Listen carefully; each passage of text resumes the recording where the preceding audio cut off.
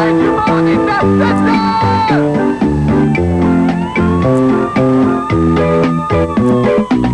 La fin du monde est à 7 heures, annonçait le téléviseur. La fin du monde est à 7 heures.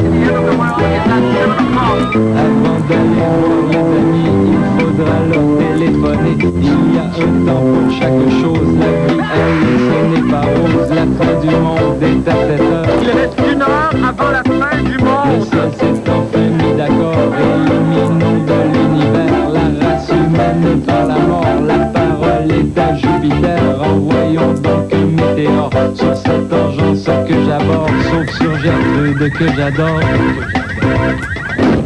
Vendredi 29 janvier 1999, un mois après Noël, et déjà les enfants ont abandonné leurs belles étrennes. Eh bien, chez moi, ma fille ne se sépare plus de sa Barbie. Mon secret, Crazy Glue, Crazy Glue, Crazy Glue. Et quoi ne pas faire en fin de semaine? Retourner la Barbie au magasin et l'échanger contre un mime. Bonne fin du monde et bon vendredi, mesdames et messieurs. Alors, tout d'abord, des nouvelles de moi. Un jour, lorsque j'aurai disparu du petit écran et que je ne serai plus qu'un vague héros national au même titre que le Rocket, René Lévesque et le chien Slash Poppy, comment vivrez-vous mon absence? Hein? Y avez-vous pensé? Eh bien, moi, si. Et à cet effet, d'ailleurs, j'ai préparé pour vous un petit exercice. Alors, au moment où vous vous y attendrez le moins, je vais mourir dans d'atroces douleurs et vous pourrez en profiter pour me regretter. OK? Alors, notez bien vos réactions. Alors là, je vais faire autre chose. Bon, alors, je vais, par exemple, je vais lire mon éco-vedette. OK. Alors, oh, Bruno Pelletier. Oh, séparation après 15 ans de vie commune. Oh, c'est pour les enfants que ça me fait de la peine, ça. Après 5 ans d'absence, le retour de Nathalie Simard à la télé. Oh, c'est pour les enfants que ça me fait de la peine, ça. Linda Lemay, la reine de la rime et des histoires de filles. La quoi? Écoute, depuis quand ne suis-je plus moi-même la reine de la rime et des histoires de filles? J'en perds le goût de vivre. Je vais mourir, là. Vous vous y attendez pas, hein?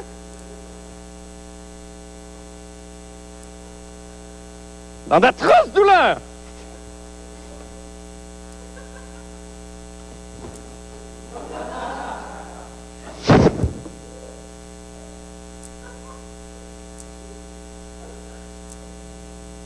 Puis, c'est dur, hein? Mais ne craignez rien, j'ai pensé à vous, car quand il n'y aura plus Marc Labrèche, il y aura toujours autre chose. Voyez par vous-même.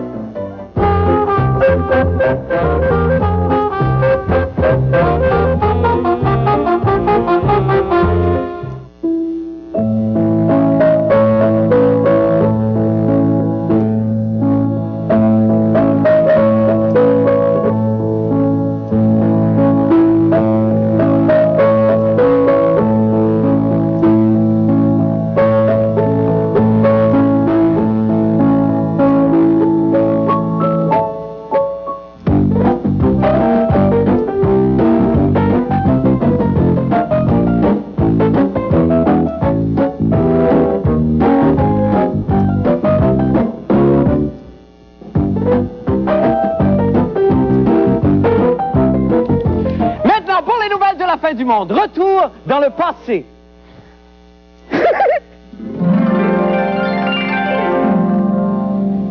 Je déclare ouvert les Jeux de la 21e Olympiade. Non, plus loin que ça.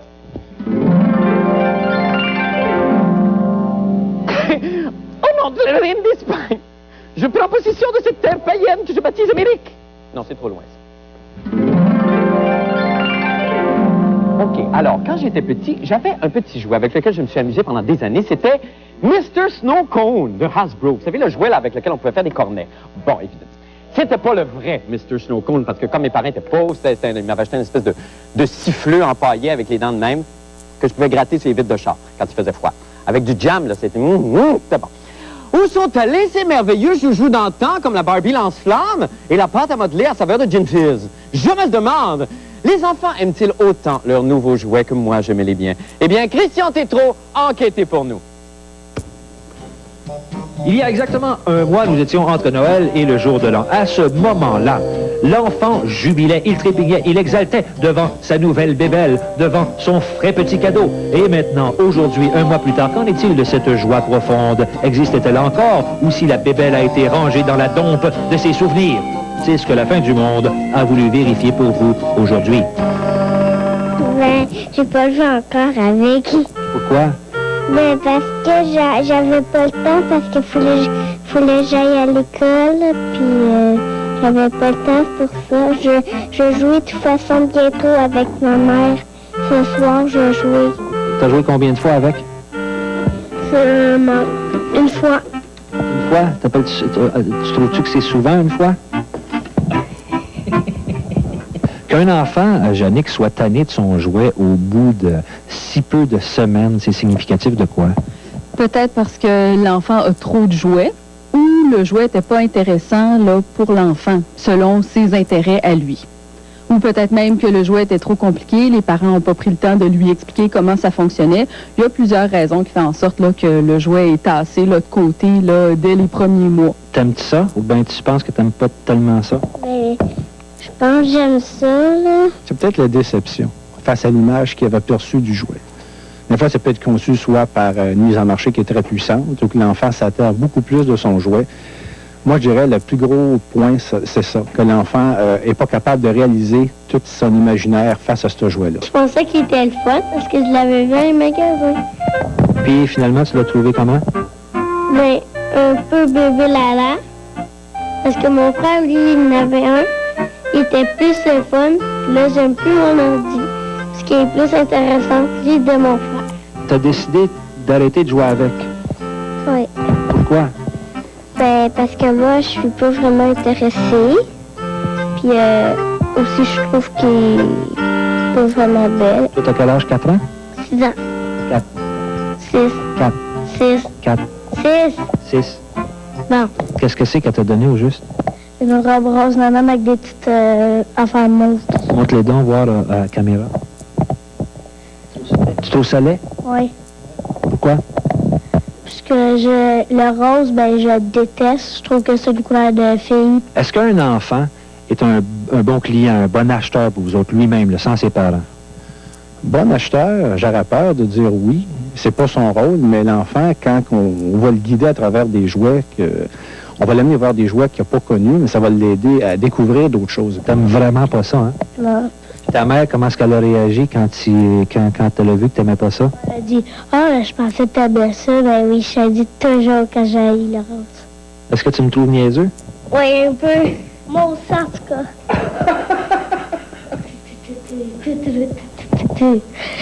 Le petit bonhomme pas de cou. Le petit bonhomme pas de cou, il est toujours capable de danser. Hey, on est de retour avec Christian Tétrault, dont c'est l'anniversaire aujourd'hui. Bonne fête! Merci beaucoup, Marc. Merci, Marc. Joyeux anniversaire. Merci beaucoup. Quel âge est-ce que vous pouvez le dire? 51. 51. 59. 59, c'est ça que je me disais. 64. Ah, ben là, quand même. Nintendo. Non, mais il reste quand même. Ouais. C'est magnifique d'avoir duré jusque-là. Non, non. Christian, il y a quand même des organismes auxquels on peut refiler les jouets pour ceux qui veulent se débarrasser. Effectivement, si vos enfants sont tannés de leurs jouets, puis si vous ne savez pas quoi faire avec, puis ça fait juste bourrer des garde-robes, il y a 2 joujoutèques à Montréal. Des joujoutèques, ça fonctionne un peu comme des bibliothèques. C'est-à-dire qu'eux ont des jouets à l'état neuf et puis tu peux aller les chercher, le garder pour un mois. Au bout du mois, tu le retournes, etc. Alors, ils ont des casse-têtes, ils ont toutes sortes de choses. Il y en a un dans Hochelaga Maisonneuve et un autre dans Rosemont. Okay. Et les ça deux... s'appelle comme ça, la Joujoutech. La Joujoutech. Et ce qu'ils peuvent faire également, c'est quand les jouets sont vraiment à l'état neuf, ils font des commandes un peu comme avec la nourriture et ils vont porter ça à des familles qui sont plus défavorisées que d'autres. OK, parfait. Il y a combien d'argent qui se dépense en moyenne par année en cadeau pour une famille? En cadeau, en moyenne, au Québec, là, c'est 300 $. C'est 300 $ pour les cadeaux de Noël. Okay. Bien évidemment, ça va varier. Ça, c'est ceux qui l'offrent à Noël et qui ne veulent pas l'offrir au jour de l'an. Ils vont profiter du Boxing Day. Le Boxing Day, hein? Toi, t'en profites. Non, pas vraiment, mais je sais que ça a l'air qu'il y a des associations américaines qui vont absolument encourager les consommateurs à acheter plutôt après Noël. C'est vrai, pour profiter des rabais. Absolument. Christian, il nous laisse le temps pour le calembour. Il nous reste du temps pour le calembour de la semaine. Tu sais qu'aujourd'hui, je vais atteindre un nouveau sommet, hein? Ben, je sais, 59. Oui, je l'ai cherché pendant... Oh, non, c'est pas mon âge, je parle du calembour. OK. Je pense que l'humour ne sera plus jamais le même. Non, sûrement. Vous allez assister à un moment, là... particulier? C'est pénible. Ah ouais? C'est épouvantable. Allez-y. OK. Alors, je me souviens même plus, à vrai dire. Ah non, OK, je m'en souviens, là. Une famille d'imbéciles qui ont des bonnes manières joue à quoi? Une famille d'imbéciles qui ont de bonnes manières. Joue à quoi? Joue à quoi? C'est toujours une relation avec ce que je oui, avec l'autopo, oui. Ils jouent au Monopoly. Au Monopoly. Ah! Merci! Un sommet. Un nouveau sommet a été atteint. Merci beaucoup, Christian, puis profitez bien de votre fin de semaine. Hey, bon anniversaire. Okay, bonjour à Francine. OK. Allons faire une petite pause et revenons avec M. Bruno Blanchet pour les conseils. Je suis Julie Schneider.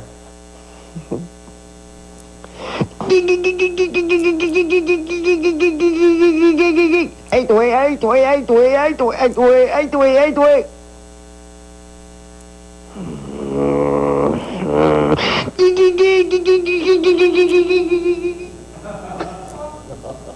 Dans un autre ordre d'idée, une chose à jamais faire, être au-dessus de ses affaires et confier à n'importe qui d'arranger des affaires sans d'abord s'assurer d'une affaire que c'est quelqu'un qui fait l'affaire. Démonstration.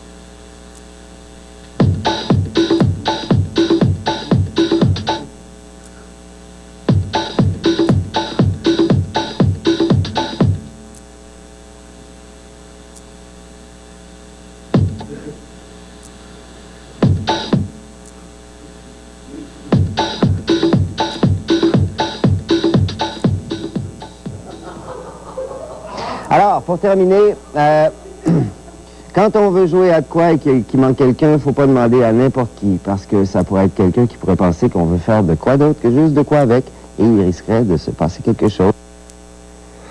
Hey, toi! Tu vas te tuer, toi, star, moi! Un petit fifon de toutes les couleurs, un petit fifon de toutes les couleurs.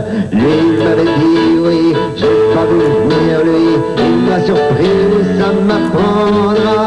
Le petit fifon de toutes les couleurs, le petit fifon de toutes les couleurs. La la la la la la la la la la la la la la la la la. Fuck!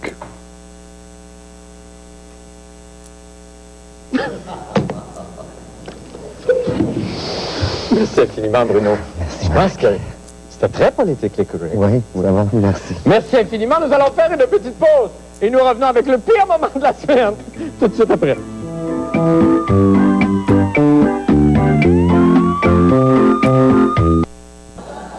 Et ce soir, le pire moment de la semaine vous est offert par...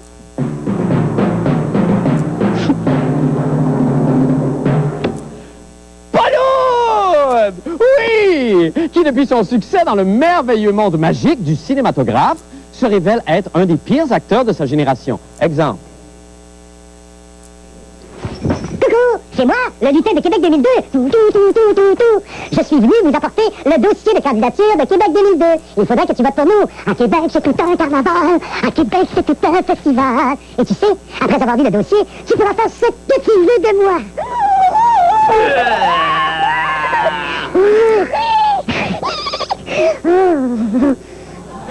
Eh bien, le revoici en... Quoi? Qu'entends-je? Est-ce un contrat pour les boys droits qu'on déchire? Oh! Who cares? Le revoici donc, Paul Hood et sa chronique des sports. Paul, bonsoir. C'est moi qui ai fait ça. Oui, c'est vous qui avez fait ça. Non, pas du tout. C'était très drôle. Ça va bien? De toute façon, si ça va bien. Oui, hein? Si ça va bien. Vous me disiez juste avant votre intervention qu'on en est presque à la mi-saison maintenant. Il reste à peu près 117 jours de travail. Et il nous reste 3 sujets. Et... On a pas mal tout épuisé. Cela dit, le public, vous avez gagné le retour de Nostradamus ce soir. Alors, vous voyez, mesdames, messieurs, que le public, effectivement, a son mot à dire, en dépit de l'embargo de la haute direction de ce réseau de télévision, TQS pour ne pas le nommer, elle est de retour. Et j'espère que c'est pour la dernière fois. Parce que si vous aviez des problèmes logistiques pour entretenir ça. Mais d'abord et avant tout, Marc, nous sommes évidemment dans l'effervescence de ce week-end du Super Bowl entre Atlanta et Denver. Ça devrait être un très bon match. Non, oui. Denver est favori par 7 points. Regardez cette merveille d'ingénierie réalisée par Anne, notre ingénieure en chef.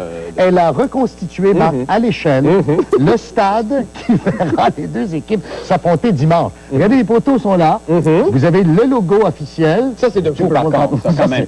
Attribuez-vous le mérite qui va. C'est vrai. Et j'ai fait également les 2 zones de but ici, de Denver et d'Atlanta. Alors, il y a la ligne 10, 20, 40, 50, comme sur un vrai terrain. Tout est là. Mais vous réalisez pas? Non, je sais, la somme de travail colossale. Anne, j'ai beaucoup d'admiration pour vous. Merci. Là-dessus. Alors donc, on va assister à une autre prédiction, c'est ça? Voilà. Et cette fois-ci, nous n'avons pas répété cette semaine, parce que chaque fois qu'on répète, avec le petit monstre qui est ici, ça ne marche pas. Alors, on s'est dit, on va le faire en direct, à froid, comme ça.